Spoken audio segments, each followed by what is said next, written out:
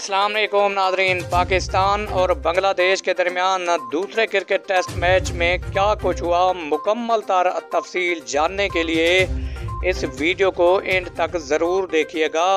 लेकिन उससे पहले अगर आप हमारे चैनल पर न्यू हैं तो हमारा चैनल सब्सक्राइब करके घंटी के बटन को प्रेस कर दें ताकि हर आने वाला न्यू नोटिफिकेशन आपको मिलता रहे। तो आपका कीमती वक्त ज़ाय किए बगैर चलते हैं आज की वीडियो की तरफ और आपको बताते हैं कि पाकिस्तान और बांग्लादेश के दरमियान 2 टेस्ट मैचों की सीरीज़ का दूसरा और आखिरी क्रिकेट टेस्ट मैच शेर बंगला क्रिकेट स्टेडियम ढाका में जारी है।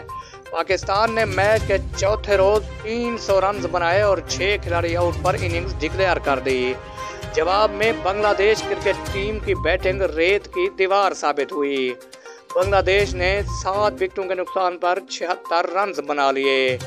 आज मैच का 5वां और अहम तरीन दिन है और देखना यह है कि क्या बांग्लादेश ट्रायल रन मुकम्मल करता है या नहीं।